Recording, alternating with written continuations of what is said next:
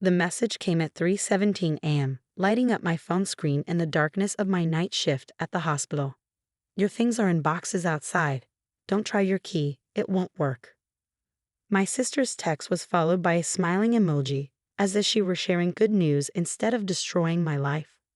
I was halfway through my shift as a resident nurse, my scrubs still stained from a last emergency we handled. My hands trembled as I read the message again, hoping somehow the words would change. They didn't. Another text followed. Mom and Dad agreed. We need your room for my wedding planning. Don't make this difficult.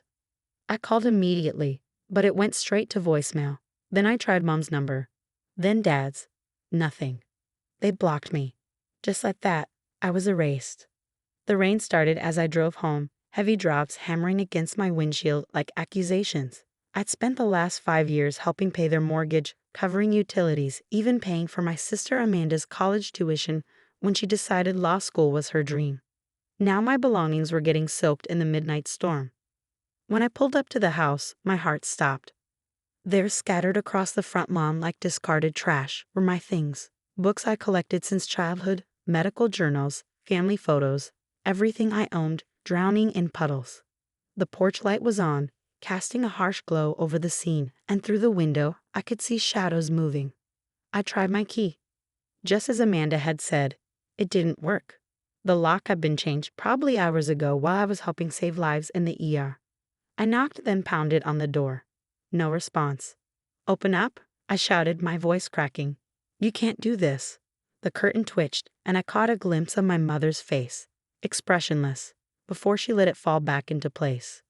They could see me, hear me, but they chose to ignore me. My phone buzzed again. Amanda, stop making a scene. The neighbors will call the police. I stared at my phone, tears mixing with the raindrops on the screen. Why? I typed back.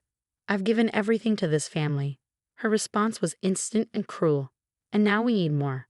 My wedding venue costs $50,000. Your room will be perfect for storing decorations. Besides, you're almost 30. Time to grow up. I stood there, soaked to the bone, looking at the house I'd helped save from foreclosure just 2 years ago. The house where I'd spent countless nights studying for my nursing degree while working 2 jobs to help pay bills. The house that was supposed to be my home. A car slowed as it passed, probably a neighbor wondering about the scene unfolding on their perfect suburban street. I could imagine the gossip tomorrow. The eldest daughter, always so quiet, having a breakdown on the front lawn. With shaking hands, I began gathering what I could salvage. My medical books, ruined. My laptop, hopefully protected in its waterproof case. Photos of happier times, the edges curling in the rain. Each item felt heavier than the last, weighted with memories and betrayal. As I worked, a light came on in Amanda's room, my old room now, I supposed. She'd appeared at the window, phone in hand, probably recording my humiliation for her social media followers. She'd always been good at spinning stories, making herself the hero and everyone else the villain. I remembered how just last week, she asked to borrow my car for a wedding planning meeting. I'd agreed, of course. I always agreed. Even when she returned it with an empty tank and a new scratch on the door, I said nothing. That's what big sisters do, right? We sacrifice. But this was different. I managed to fit what I could in my car, leaving behind furniture and larger items. As I made my final trip across the lawn, the front door opened. Mom stood there, arms crossed, looking at me like I was a stranger. You understand, don't you? She said, her voice soft but firm. Amanda's wedding is important. She needs the space. I stared at her, this woman who taught me about kindness and family, now standing in the doorway while my life fell apart in the rain. I paid half the mortgage, I said, my voice barely a whisper. I covered Dad's medical bills last year. I bought Amanda's first car. Mom's face hardened. And we're grateful. But family means sacrifice.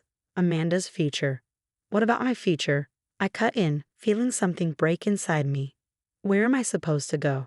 She shrugged, a gesture so casual it hurt more than any words could. You're a nurse. You make good money. Figure it out. The door closed with a final click, leaving me alone in the rain. My phone buzzed again. Amanda sending a series of laughing emojis followed by, "Bye sis, thanks for the room." I got into my car, hands gripping the steering wheel until my knuckles turned white. Through the windshield, I could see Amanda in my old room, already measuring the walls, probably planning her wedding storage. Dad appeared briefly, helping her move something, neither of them sparing a glance for the car in the driveway. I started the engine, not knowing where I was going. My shift at the hospital wouldn't start for another 14 hours, and I had nowhere to sleep. The reality hit me like a physical blow. I was homeless. As I drove through the rain-slicked streets, memories flooded back. The time I'd skipped my own graduation ceremony to work a double shift because Dad needed emergency dental surgery. The countless times I covered Amanda's shopping sprees because she needed to maintain appearances for law school. The way they'd all smiled and nodded when I mentioned maybe going back to school for my master's degree, then immediately changed the subject to Amanda's latest achievement.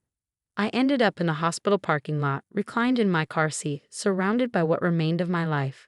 My phone kept buzzing, Amanda posting on social media about her exciting room renovation, making no mention of where those renovations had left me. Around 6 a.m., my colleague Sarah found me there. One look at my face, the boxes in my backseat, and she understood. Without a word, she handed me her spare key. "I've got a pull-out couch," she said. "Stay as long as you need." I broke down then, really broke down, for the first time since reading Amanda's texts. Sarah held me while I sobbed, my scrubs still damp from the rain, my world completely shattered. But as the sun rose over the hospital parking lot, something else rose inside me too, a determination cold and hard as steel. They thought they could discard me like this, but I would just disappear. I pulled out my phone and opened my banking app. First, I canceled all the automatic payments I'd been making to their accounts, utilities, insurance, grocery deliveries, everything. Then I called the mortgage company where I was listed as a co-payer. "I need to remove myself from this account," I said, my voice steady. The representative asked if I was sure. I looked at Amanda's latest social media post showing her measuring my old room's windows for new curtains. Absolutely sure. Next, I called my lawyer, the one I'd hired last year when I first noticed money disappearing from our joint family account. When I'd started documenting everything just in case of something exactly like this. "Remember those papers we discussed?" I said. "I want to proceed." "It'll take everything they have," he warned. Another notification popped up. Amanda announcing her $50,000 venue booking, paid for with money I strongly suspected came from remortgaging the house I helped pay for. "Good," I replied. I ended the call and finally allowed myself to smile. They thought they'd thrown me away. But they'd forgotten one crucial detail. I had receipts for everything. Every payment, every loan, every time they'd used my credit because theirs was maxed out. And I had something else too. Patience. Sarah's couch became my bed for the next few weeks. I picked up extra shifts at the hospital. Not because I needed the money. I'd always been good at saving, but because it kept me busy, kept me focused. Every time I thought about going back, begging them to understand, I remembered Amanda's laughing emojis, Mom's casual shrug, the sight of my books drowning in the rain. It didn't try to contact me, not really. Amanda sent occasional texts, always asking for something. Did I still have Dad's cardiologist's number? Could I cover her car insurance just one more month? Would I contribute to her wedding registry? I left them all unread. Mom called once, leaving a voicemail that made my blood boil. "I hope you're not still upset about the room situation.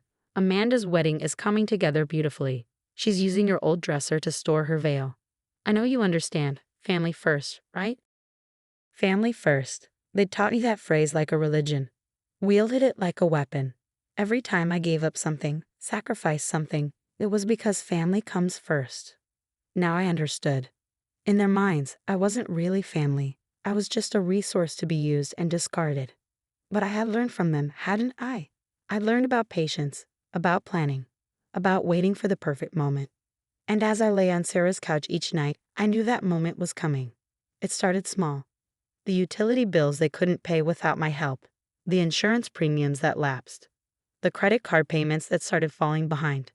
I watched through social media as Amanda continued planning her dream wedding, oblivious to the financial storm brewing around her. "Just got my dream dress," she posted, followed by a string of heart emojis. "Only $12,000. Dad says nothing's too good for his little girl." I did the math in my head. The house payment they'd missed last month was $3,000. The property taxes coming due were another $8,000. And now a $12,000 dress. Numbers don't lie. That's one thing nursing taught me. And these numbers told a story of impending disaster. 3 months after they'd thrown my belongings into the rain, I received a call from my lawyer. "It's happening," he said. "The bank is moving to foreclose. Your documentation of payments makes you a priority creditor. Are you sure you want to proceed with our plan?"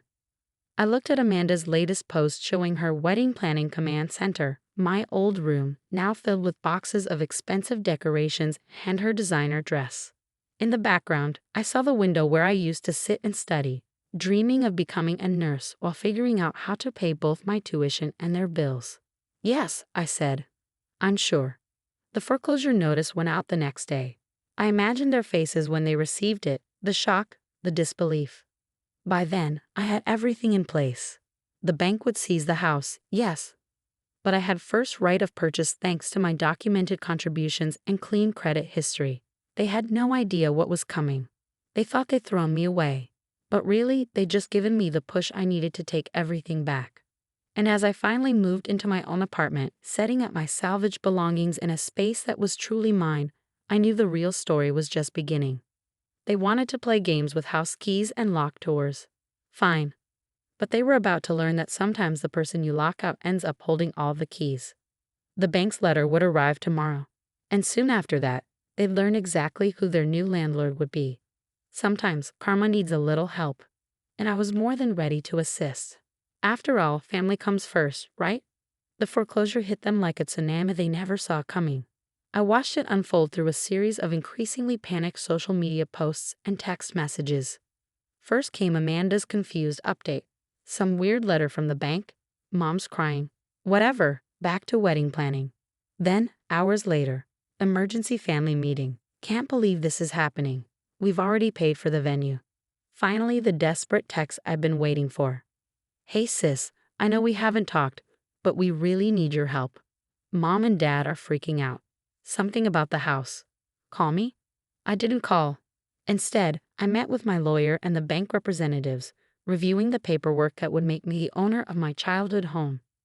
The price was fair, depreciated due to the foreclosure, and my documented contributions gave me priority buying rights. A small fortune in savings combined with a smart mortgage plan, and it was done. The day I signed the final papers, Amanda posted a tearful video. "Having to postpone my dream wedding. Can't believe the bank would do this to us. They're saying we have to be out in 30 days. This isn't fair." Fair. The word echoed in my mind as I held the new deed in my hands. Was it fair when they threw my belongings into the rain? Was it fair when they changed the locks without warning? Was it fair when they used my salary as their personal ATM for years? The official notice went out the next day. The house had been purchased by a corporation. My corporation, set up specifically for this purpose. The previous owners could either vacate or apply to rent. Market rate, of course. No family discounts. I was in my office at the hospital when Mom's name flashed on my phone. For the first time in months, I answered. "How could you let this happen?" she demanded, her voice shrill. "We're your family. We're going to be homeless." Family? I kept my voice neutral, professional. I thought family meant sacrifice. "Isn't that what you taught me?" "This isn't funny," she snapped. "Your sister's wedding is ruined. Your father's blood pressure is through the roof. We need you to fix this." "I am fixing it," I replied calmly. "The house has a new owner. If you want to stay, you'll need to apply as tenants. I believe the property management company sent over the paperwork." There was a long pause. I could almost hear the gears turning in her head. Property management. Wait, did you buy our house? "No," I corrected her. "I bought my house. The one I helped pay for, the one you kicked me out of. You can stay as my tenants. Rent is due on the 1st of each month. No exceptions." She started to cry then, not the manipulative tears I'd seen so many times before, but real, frightened sobs. "We can't afford market rent.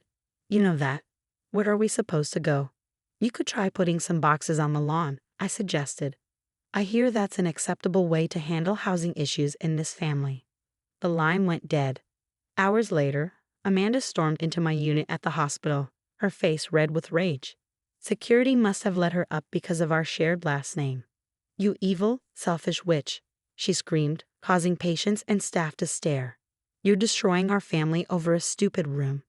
I continued checking my patient's vitals, not even looking at her. "You need to leave. This is a hospital." "No. You need to fix this. Cancel whatever you did with the bank.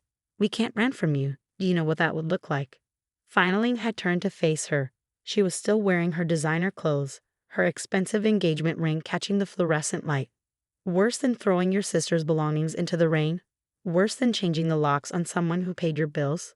Worse than spending $50,000 on a venue while your parents missed mortgage payments?"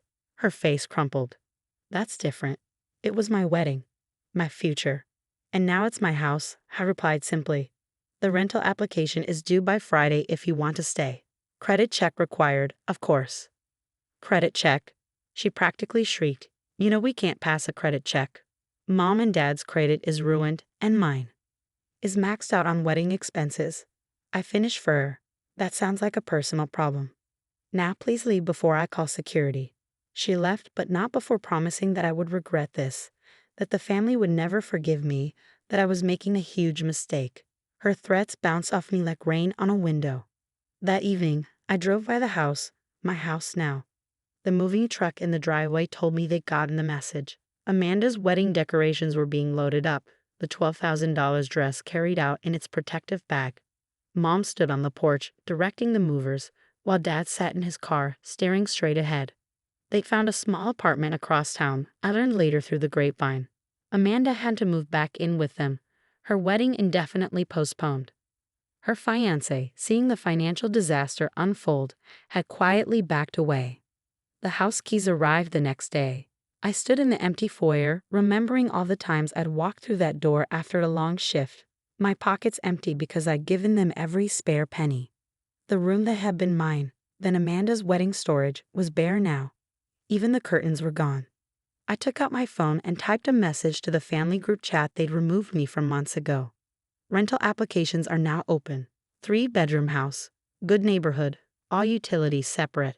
First, last, and security deposit required. No exceptions. No special treatment. After all, family is family."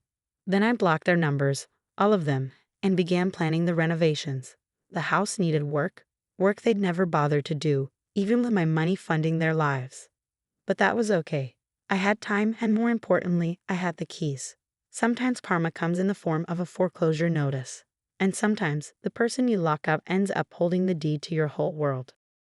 6 months passed. The house underwent a complete transformation.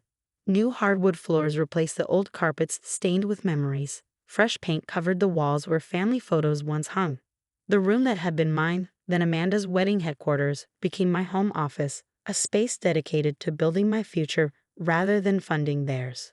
They tried everything to get back in. First came the guilt trips through mutual friends. Aunt Sarah called, her voice dripping with disapproval.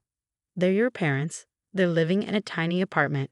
Amanda had to get a real job at a coffee shop. Is this what you wanted?" Actually, it was exactly what I wanted. Then came the legal threats.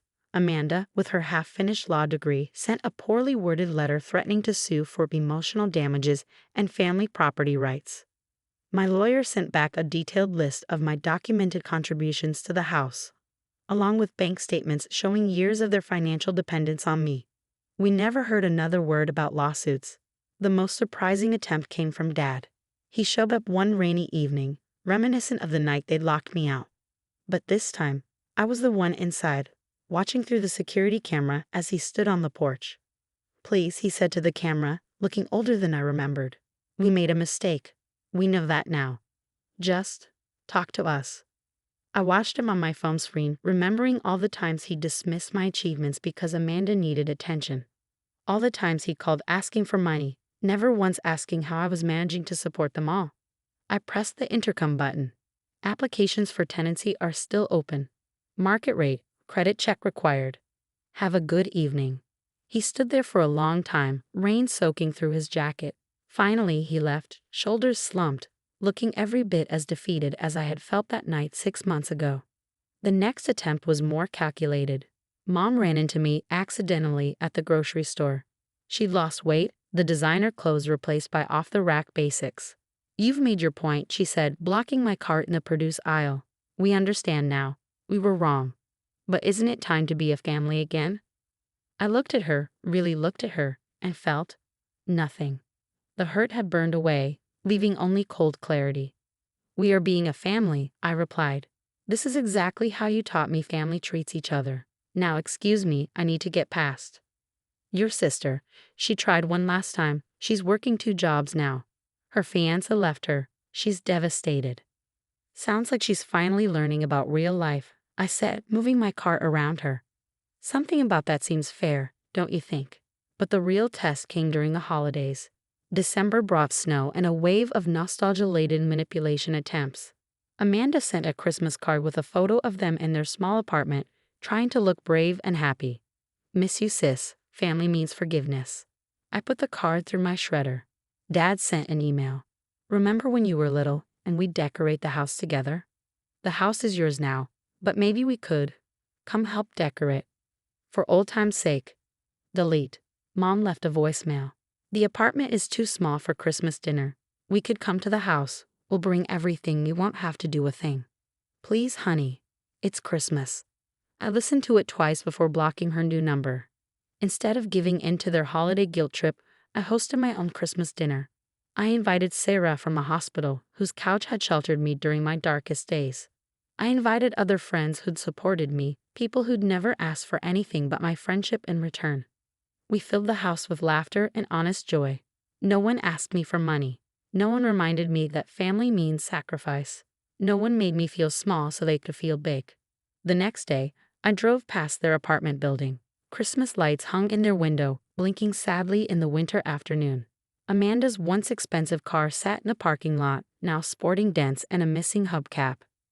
Through the window, I could see them sitting down to what looked like a much smaller Christmas dinner than they were used to.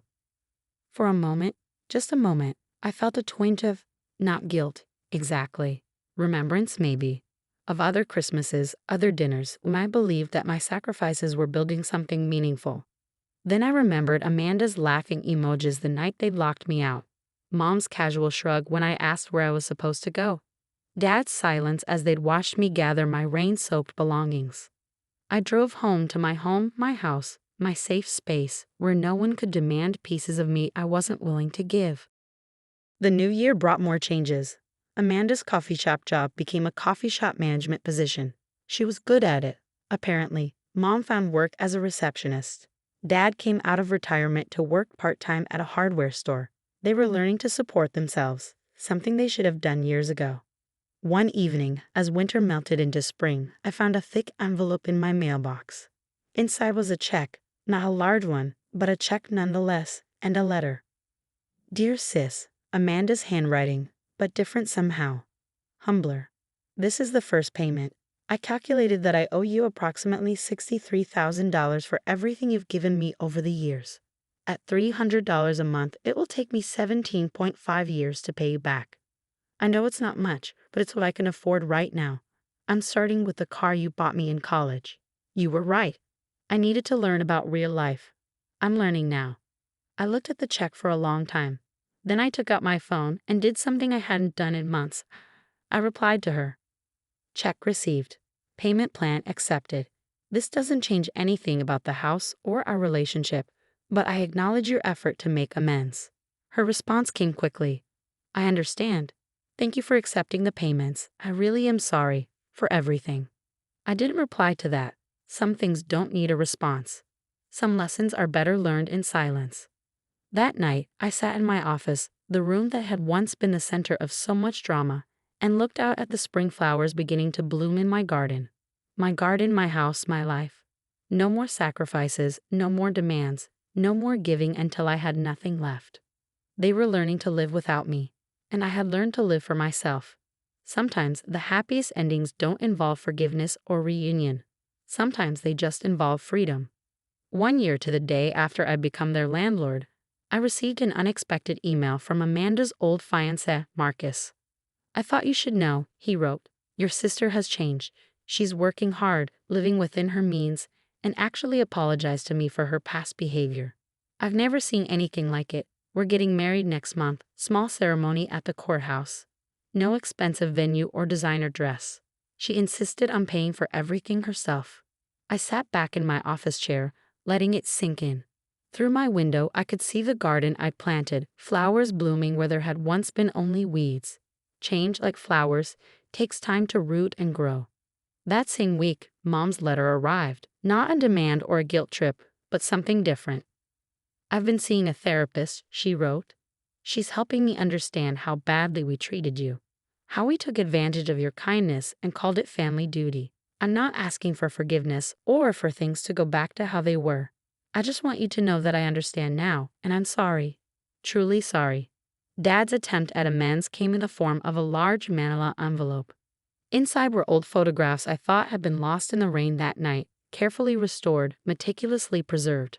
My graduation photos, childhood memories, moments he'd managed to save.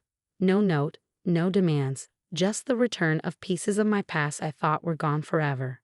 Their apartment lease was coming up for renewal. I knew this because I still had access to their rental application information. They paid their rent on time every month, lived quietly, caused no problems. They'd learned something about responsibility, it seemed. I made a decision then, not out of forgiveness, but out of recognition. Recognition of change, of growth, of lessons learned. I had my lawyer draw up new rental agreements, not for their apartment, but for my house. 3 separate agreements, one for each of them. Market rate, but with clearly defined boundaries and expectations. No family discounts, no special treatment, just clean, professional landlord-tenant relationships. The offer went out on a Tuesday. By Wednesday, all 3 had responded, accepting the terms without argument or plea for special consideration. Moving day came. I watched through the security cameras as they carried their belongings inside, so much less than they'd had before. But somehow they seemed lighter for it. Amanda went straight to the smallest bedroom, not her old room, not my old room. She'd learned about space and boundaries. Mom and Dad took the basement apartment I have renovated. Separate entrance, separate lives. No more assumptions about shared space or shared resources. We didn't have a family dinner that night. We didn't hug or cry or pretend everything was fixed. Instead, they signed their leases, received their keys, and moved in like any other tenants. The next morning, I found an envelope taped to my office door. Inside was Amanda's latest payment check, along with a brief note. "Thank you for the fresh start, not as family, but as tenants. We understand the difference now." Life settled into a new pattern. They lived downstairs and in the far bedroom. I lived my life in the rest of the house. We passed each other sometimes, exchanged polite nods, kept our distance. It wasn't forgiveness, not yet, maybe not ever. But it was something else, something like respect. The rent checks came on time. Amanda's repayment checks arrived monthly. Mom's therapy continued. Dad's hardware store job became a management position. They were building their own lives, finally, without using mine as a foundation. One evening, as I sat in my garden watching the sunset, I realized something important. Sometimes the happy ending isn't about forgiveness or reconciliation. Sometimes it's about boundaries, about growth, about learning to exist in the same space without sacrificing yourself.